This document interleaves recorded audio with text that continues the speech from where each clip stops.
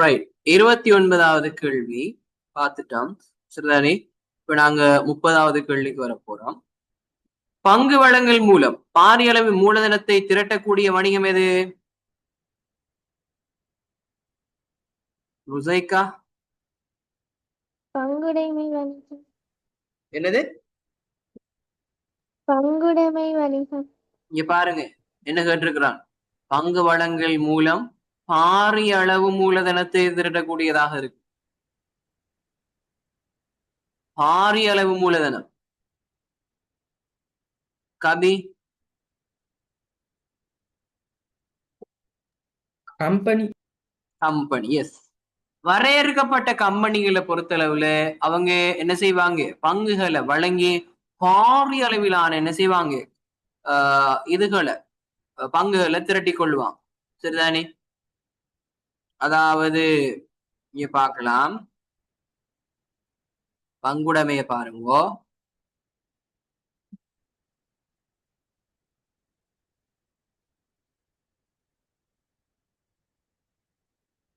இந்த இருக்கு அதிக அளவிலான மூலதனத்தை திரட்டி கொள்ள முடியும். சரிதானே? பட் பாரிய அளவிலான மூலதனத்தை திரட்டி கொள்ற இடம் எங்கன்னு சொன்னா இந்த கூட்டிணைக்கப்பட்ட கம்பெனிகளாக இருக்கும். சரிதான். நீங்க பாருங்க, இந்த கம்பெனியில் பங்குகளை கொள்வனவு செய்பவர் பங்குதாரர்கள் கம்பெனியில் உரிமையாளர் ஆவார். சரிதானே? ஆகவே இங்க பாரிய அளவிலான ஒரு ஒரு ஒரு உரிமையாளர்கள் அந்த நிறுவனத்துல இருப்பாங்க. சரிதானே? பங்குகளை வழங்கின ஆட்கள் எல்லாமே இதுல இருப்பாங்க. சரிதானே? சோ இங்க அதிக அளவிலான மூலதனம் என்று சொல்றது இங்க அந்த பங்குடைமையோடையும் ஒப்பிடக்குள்ள ரொம்ப ரொம்ப அதிகமான ஒரு மூலதனம் பங்குகளை வழங்கி இந்த கம்பெனிகள் பெற்றுக்கொள்ளும். சோ அதனால நாம பங்குடைமையா கம்பெனி ஆண்டு வரக்குள்ள பாரிய அளவில் மூலதனம் கம்பெனியை தான் நாங்க சூஸ் பண்ண வேண்டி இருக்கும். சரிதானே ருசைக்கா? விளங்கிட்டா? So company. சங்கங்கள் கூட்டுத்தாபனம் தான் கூட்டுறவு எல்லாம் இந்த அங்கத்துவ பணம் மூலமாக இதை திரட்டி கொள்வாங்க. காசை திரட்டி கொள்வாங்க, மூலதனத்தை திரட்டி கொள்வாங்க.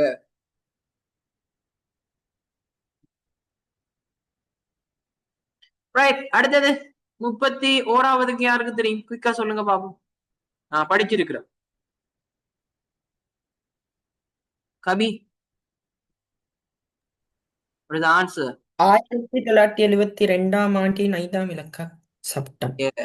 1972ஆம் ஆண்டின் 5ஆம் இலக்கு கூட்டுறவு கட்டளை சட்டம். கூட்டுறவு கட்டளை சட்டம் இந்த இருக்கு. 1972ஆம் ஆண்டின் 5ஆம் இலக்கு கூட்டுறவு கட்டளை சட்டத்தின் கீழ் பதிவு செய்யப்படும் கூட்டுறவு சங்கங்கள். சரிதானே? அப்ப 2007ஆம் ஆண்டின் 7ஆம் இலக்க கம்பெனி சட்டத்துல எதை பதிவு செய்வோம்?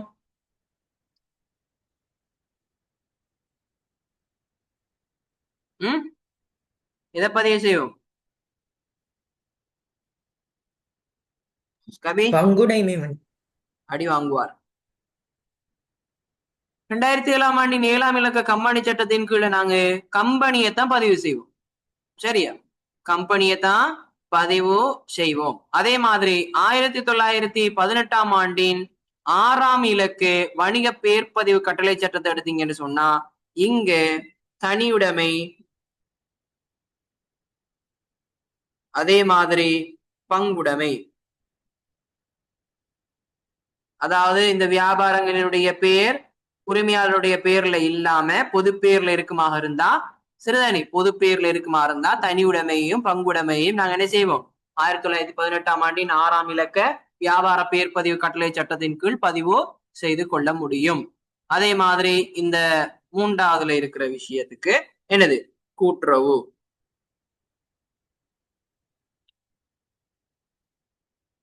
கூட்டுறவு சங்கம். அதே மாதிரி 1840ஆம் ஆண்டின் மோசடி தவிர்ப்பு சட்டம் பொதுவாக இந்த நிதி மோசடிகள் இடம்பெறுவதை தவிர்ப்பதற்காக காணப்படுகின்ற ஒரு பொதுவான சட்டமாக இருக்க போகுது. சரிதானே? கிளியரா? என்ன கபி? 2007ஆம் ஆண்டு 7ஆம் இலக்க கம்பெனி சட்டம் எது? பங்குடைமையா? கம்பெனி. கம்பெனிக்குரியது. சரியா? நோட் பண்ற விஷயங்களையும் நோட் பண்ணி எடுத்துக்கணுமா? அப்பதான் என்ன செய்யலாம், திருப்பி எடுத்து பேப்பரை பார்க்கக்குள்ள இதுதான் விஷயம் என்று விளங்கும்.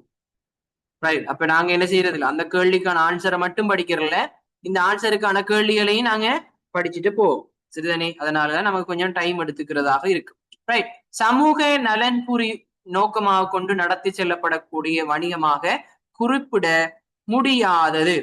விச் மீன்ஸ் என்ன கேட்கிறாருண்டா இங்க, லாப நோக்கமற்ற வணிகம் இல்லாதது என்னன்னு தான் இங்க கேள்வி. சமூக நோக்கம்னா லாப நோக்கமற்றது, சேவை நோக்கம். ஆகவே சேவை நோக்கமாக கொண்டு நடத்தக்கூடிய வணிகம் என்று சொல்ல இயலாதது எதுவாக இருக்கு? ருசைக்கா?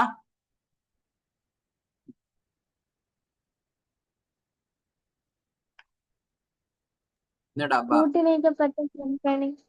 கூட்டிணைக்கப்பட்ட கம்பெனி இலாப நோக்கத்துல இயங்கக்கூடியதாக இருக்கும். மற்றதெல்லாம் பொது நோக்கத்துக்குரியதா இருக்கும். கூட்டுறவு சங்கம், சரிதானே? அதாவது தனியார் துறையில இருக்கக்கூடிய என்னது, தனியார் துறையில இருக்கக்கூடிய ஒரு சேவை நோக்க வணிகம் தான் கூட்டுறவு சங்கம். மரண உதவி சங்கமும் அப்படித்தான், தனியார்ல இருக்கக்கூடிய ஒரு என்னது லாப நோக்கமற்ற சேவை நோக்கத்துடையது. இது பொதுத்துறையில இருக்கக்கூடிய, அதாவது அரச துறையில இருக்கக்கூடிய என்னது லாப நோக்கமற்றதுதான் இந்த அரச கூட்டுத்தாவனம்.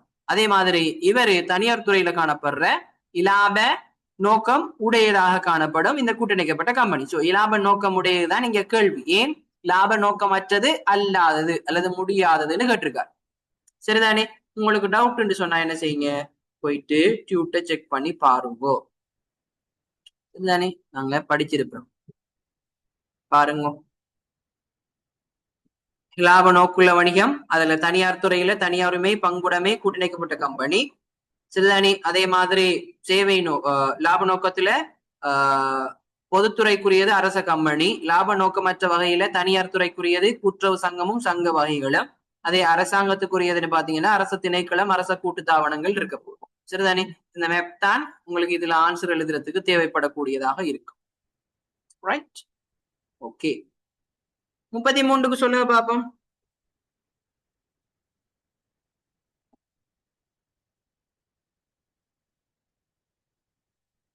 நிஷிதா, அத்தியாவசிய சேவைகளுக்கு பொருத்தமானதும் நலனோம்பலை நோக்கமாக கொண்டு நடத்தி செல்லப்படுகின்றதுமான வணிகம் ஒன்றாகும். என்ன ஆன்சர் சொன்னீங்க? சங்கம். நல்லா யோசிச்சு பாருங்க. சரியா? அத்தியாவசிய சேவைகளுக்காக அத்தியாவசிய அரச கூட்டுத்தாபனம். எஸ், அரச கூட்டுத்தாபனம். நாங்க இங்க சரிதானே இந்த நலனோம்பல் சம்பந்தமாக கதைக்குள்ள இது சேவை சம்பந்தமான விஷயம் தான். சரிதானே?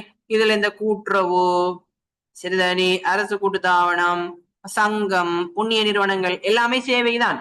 பட் அத்தியாவசிய சேவை, இப்ப சுகாதார சேவை, சுகாதார திணைக்களங்கள் இருக்கு, சுகாதார கூட்டுத்தாபனங்கள் இருக்கு, அரச மருந்தகங்கள் கூட்டுத்தாபனம் அத்தியாவசிய சேவை.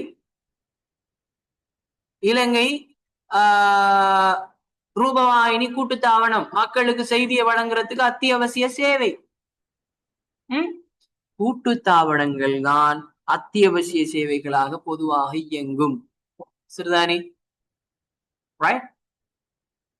கூட்டுறவெல்லாம் அத்தியாவசியம் இல்லை, பட் அரச கூட்டுத்தாபனம்ங்கிறது கட்டாயமான ஒரு சேவையை வழங்கக்கூடிய ஒரு நிறுவன அமைப்பாக காணப்படும். ரைட்? தெளிவாக இருக்கணுமா? அவன் சில விஷயங்களை மென்ஷன் பண்ணியே குறிப்பிடுவான். சோ இது மக்களுக்கான அத்தியாவசிய சேவையை வழங்குறது அரச கூட்டுத்தாபனமாக இருக்கு. சரிதானே? அதை நான் இங்க பார்த்திருந்தேன், பாருங்க. இலங்கை ரூபவாணி கூட்டுத்தாபனம், தெங்கு அபிவிருத்தி கூட்டுத்தாபனம், அரச மருந்து கூட்டுத்தாபனம், இலங்கை துறைமுக அதிகார சபை, இலங்கை வெளிநாட்டு வேலைவாய்ப்பு பணியகம், காப்புறுதி சபை, அரச மருந்து கூட்டுத்தாபனம், இதெல்லாம் இருந்தாத்தான் என்னது மக்களுக்கு அத்தியாவசிய சேவையை வழங்கலாம். ரைட்? வெளிநாட்டு வேலை வாய்ப்பு பணியம் இருந்தா தான் வெளிநாட்டுக்கு போகலாம், இல்லாட்டி வெளிநாட்டுக்கு வேலைக்காக போக இயலாது. அதோட கட்டாய சேவை. அரச மருந்து கூட்டுத்தாபனம்ங்கிறது அரசு அந்த மருந்து சம்பந்தமாக அதுல இருக்கக்கூடிய தரம் அந்தந்த விஷயங்கள் விநியோகம் சம்பந்தமாக கட்டுப்படுத்துகின்ற ஒரு கூட்டுத்தாபனம். இது இருந்தா தான் என்னது வெளிநாட்டுல இருந்து மருந்து கொள்வனவு செய்யலாம், தேவையான மருந்துகளை கொள்வனவு செய்யலாம்.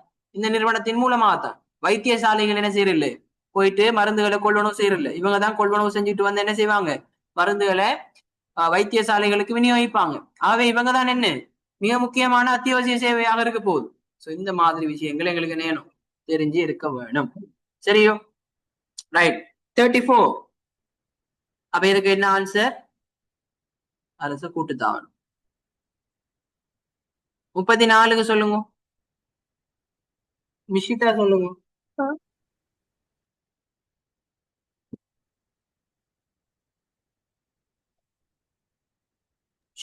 பங்குடைமை ஓகே. பங்குடைமை வணிகம் ஒன்றின் தனியால் உற்பத்தி பொறுப்பு வரையறுக்கப்படாத.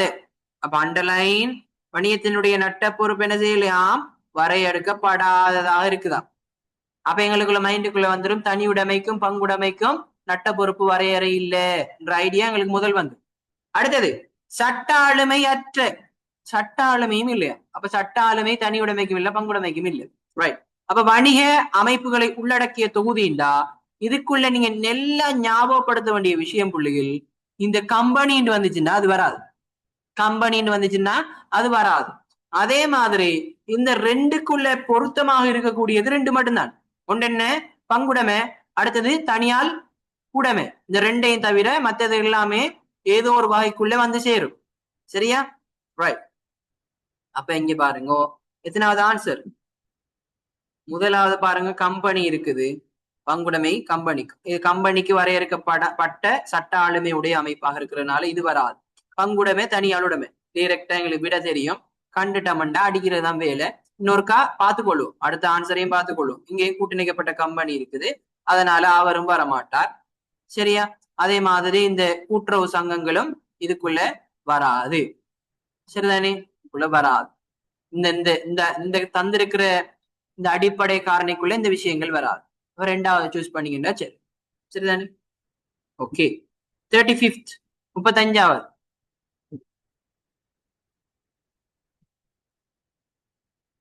கபி சொல்லுங்க பாப்போம். 3. என்னென்ன வகையில?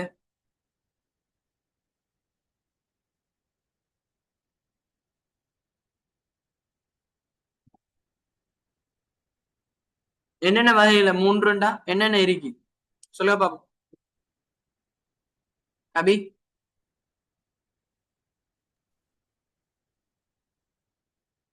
டியூட்டர் பெறீங்களா? வாய்மொழி மூலம் ஆ வாய்மொழி மூலம் ஓ வாய்மொழி மூலம், நடத்தை மூலம் நடத்தை மூலமா, எழுத்து மூலம் எழுத்து மூலம். ரைட். எழுத்து மூலம். இதுல சிறுதானி ஆரம்ப மூலதனம் 1000 ரூபாய்க்கு மேல இருக்குமாக இருந்தால் பங்குடைமைய எழுத்து மூலம் ஒப்பந்தத்தை ஏற்படுத்தி கொள்ள வேண்டும் என்று சொல்லிட்டு நாங்க ஆல்ரெடி இங்க பார்த்து 1840ஆம் ஆண்டின் மோசடி தவிர்ப்பு சட்டம் சொல்லுது. ரைட். அப்ப அதையும் ஞாபகம் வைத்துக் கொள்ள வேண்டும். வேணும்டா நான் இங்க உங்களுக்கு காட்ட முடியும், படிச்சிருக்கிறேன்.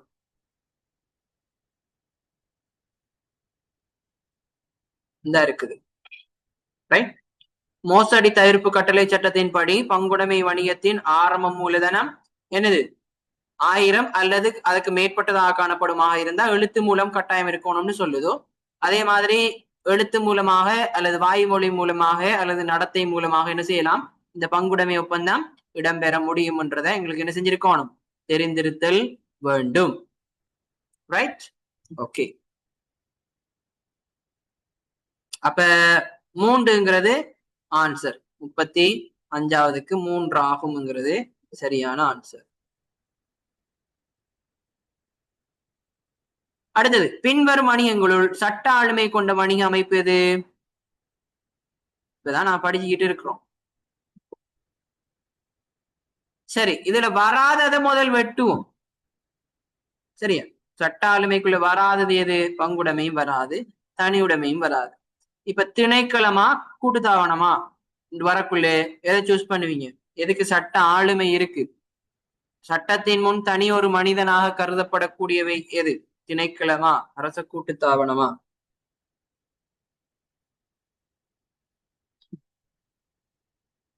ம் சொல்லுங்க பாபு. கபி. அரச கூட்டுத்தாபனம். அரச கூட்டுத்தாபனம்ங்கிறது தான் சரியான ஆன்சர். சரியா? சட்டத்தின் முன் தனி ஒரு மனிதனாக கருதப்படும் கூட்டு தாபனம். சரியா?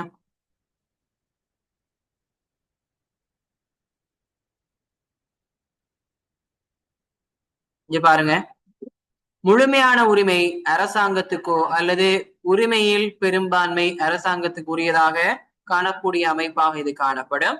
சரிதானே? அதே மாதிரி அரசால் நியமிக்கப்பட்ட பணியாளர் சபை மூலமாகத்தான் நிர்வாகம் இடம்பெறக்கூடியதாக இருக்கும். அதே மாதிரி இந்த அமைப்புகள் பாராளுமன்றத்தில் நிறைவேற்றப்பட்ட பொதுவான சட்டத்துக்கு அமைவாக என்ன செய்யப்படும்? உருவாக்கப்பட்டதாக காணப்படும்.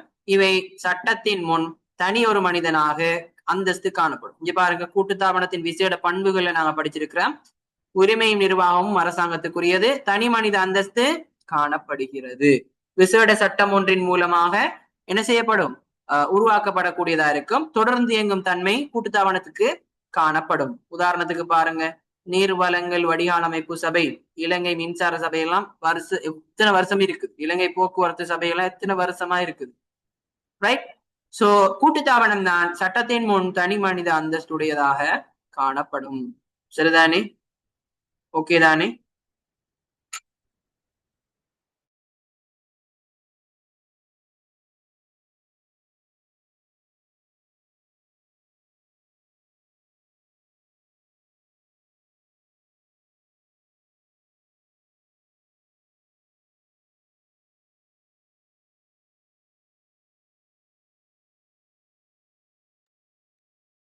அப்ப ஆன்சர் என்ன? அரசு கூட்டுத்தாபனம். நிர்வாகம் அரசுக்குரிய வணிகம். நிர்வாகம் அரசுக்குரிய வணிகம் எது? அரசாங்கத்துக்கு சொந்தமானது இது. 37வது. குயிக்கா சொல்லுங்க பாப்போம். ரோசைக்கா 37. திணைக்களம். எஸ், திணைக்களம். கூட்டுறவு இது ஒரு தனியாருக்குரியது. தனியுடைமை வணிகம் தனியாருக்குரியது. கூட்டணிக்கப்பட்ட கம்பெனி தனியாருக்குரியது.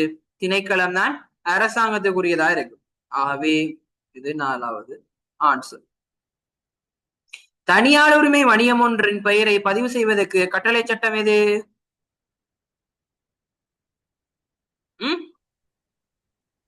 குறித்த மாகாண சபையின் வணிக பெயர் பதிவு கட்டளை சட்டம். எஸ், குறித்த மாகாண சபையின் வணிக பெயர் பதிவு கட்டளை சட்டம். அது என்ன கட்டளை சட்டம்? மேல படிச்சு தந்திருக்கு. 1918ஆம் ஆண்டின் 6ஆம் இலக்க வியாபார பெயர் பதிவு கட்டளை சட்டம். மோசடி தவிர்ப்பு சட்டம் நான் எவ்வளவு வரும்னு சொல்லியிருக்கிறேன். கம்பெனி சட்டம் கம்பெனிக்கு யூஸ் பண்ணுவாங்க. இந்த 1890ஆம் ஆண்டினுடைய பங்குடைமை கட்டளை சட்டம்ங்கிறது என்ன செய்யறல்ல, யோசிக்கிறல்ல, இதுலதான் பேரை பதிவு செய்வாங்க. இல்ல, பங்குடைமையோட பெயரும் 1918ஆம் ஆண்டின் 6ஆம் இலக்க வியாபார பெயர் பதிவு கட்டளை சட்டத்தின் கீழதான் பதிவு செய்வாங்க. அப்ப இது என்னத்தை வரையறுக்கும்? இந்த 1890ஆம் ஆண்டினுடைய பங்குடைமை கட்டளை சட்டம் என்னத்தை வரையறுக்கும்டா, அது சில ரூல்ஸ் அண்ட் ரெகுலேஷன்ஸ் இருக்குது. என்ன விஷயம்? இங்க பாரு. அதாவது பங்காளர் சரிசமனாக மூலதனத்தை ஈடுபடுத்தணும். உங்களுக்கு இதுல இருக்குதா? இல்ல சரியோ? பங்குடைமை கட்டளை சட்டம் எடுத்தீங்கன்னு சொன்னா சரியானே, பங்காளர் தங்களுடைய மூலதனத்தை சமனாக ஈடுபடுத்தணும். அதே மாதிரி லாப நட்டத்தை சமனாக பகிர்ந்து கொள்ளுதல் வேண்டும். அதே மாதிரி பங்குடைமையில இருக்கக்கூடியவர்கள் என்ன செய்யலாம்? அது பங்குடைமைக்காக பணி செய்யலாம், ஆனா சம்பளம் பெற இயலாது. சரிதானே? அதே மாதிரி மூலதனத்துக்கு வட்டி பெற முடியாது. கடன் வழங்கி இருந்தாங்க என்றால் 5% வட்டி பெற முடியும். அதே மாதிரி ஒரு புதிய பங்காளரை இணைத்துக் கொள்ளணும்டா எல்லா பங்காளர்களினுடைய சம்மதத்தை பெற வேணும்.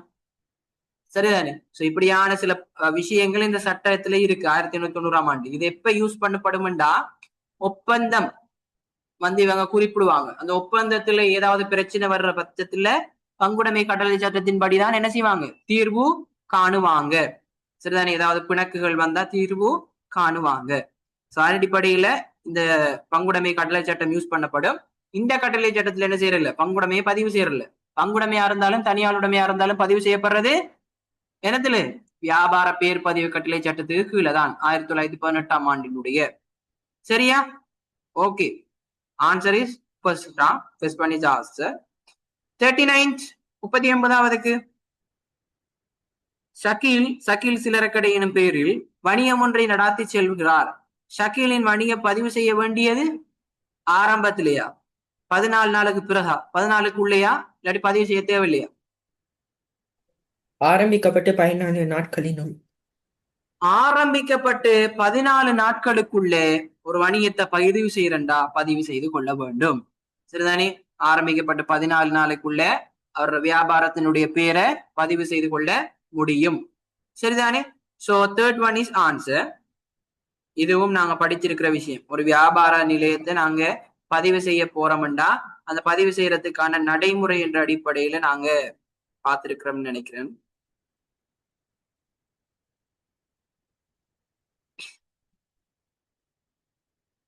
கடைசியா நாங்க பார்த்தோம். வணிகம் ஒன்றை நாங்க பதிவு செய்ய போறோம் அப்படின்னு சொன்னா உங்களோட 3வது யூனிட்ல இருக்குது. சரி, பதிவு செய்வதற்கான நடைமுறை இருக்குது. இங்க பாருங்க. சரியா? தனியார் உரிமை வணிகம் ஒன்றை, சரிதானே, அவர் முழு பேர்ல இல்லாம வேற ஏதாவது ஒரு பேர்ல இருக்குமா இருந்தா 1918ஆம் ஆண்டின் 6ஆம் இலக்க வணிக பெயர் பதிவு கட்டளை சட்டத்தின் கீழே நாங்க பதிவு செய்யணும் மாகாண சபையில. அதே மாதிரி வணிகம் செய்வதற்கு தேவையான விண்ணப்ப படிவத்தை பூர்த்தி செஞ்சு தனியார் உரிமை வணிகம் ஒன்றை ஆரம்பித்து 14 நாட்களுக்குள்ள நாங்க என்ன செய்யலாம், வணிக பேரை பதிவு செய்து கொள்ள முடியும். சரிதானே? சோ இந்த விஷயம் எங்களுக்கு தெரிந்திருந்தால் ஆன்சர் எழுதிவிட முடியும். So third one is answer. அதேதானே, டியூட்டுக்குள்ள இருக்கிற விஷயம் தான். எதுவும் புதுசா எதுவும் இருக்குதுண்டா என்ன, அந்த நாணய அழகை பார்த்திருக்கிறா என்ன, நாணய அழகு மட்டும்தான் நாங்க புதுசா பார்த்தது. வேற ஒன்றும் புதுசா பாக்குற அளவுக்கு ஒன்றும் இல்லை, உதறிவுன்ற அளவுக்கு ஒன்றும் இல்லை. ரைட்? இது செய்யலாம். முற்றுமுழுதான் 40க்கு 40 மார்க்ஸ் எடுக்கலாம். 40வது, தனியார் உரிமை வணிகம் ஒன்றை பதிவு செய்வதற்கு தேவையான விண்ணப்ப படிவத்தை பெற வேண்டியது எங்க? பிரதேச சபை. பிரதேச சபையில் ஆகும். சரிதானே? அதுவும் நான் இங்க பார்த்திருக்கிறேன்.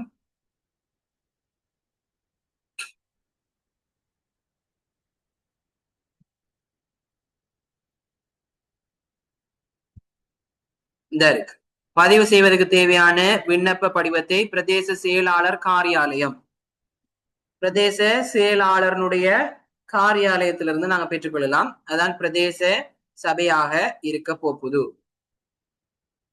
சரிதானே? இந்த இடத்துல பிரதேச சபைன்னு நோட் பண்ணக்கூடாது கபி. ஒரு விஷயத்தை கவனிச்சீங்களா? இன்னொரு விஷயம் இதுல இருக்குது.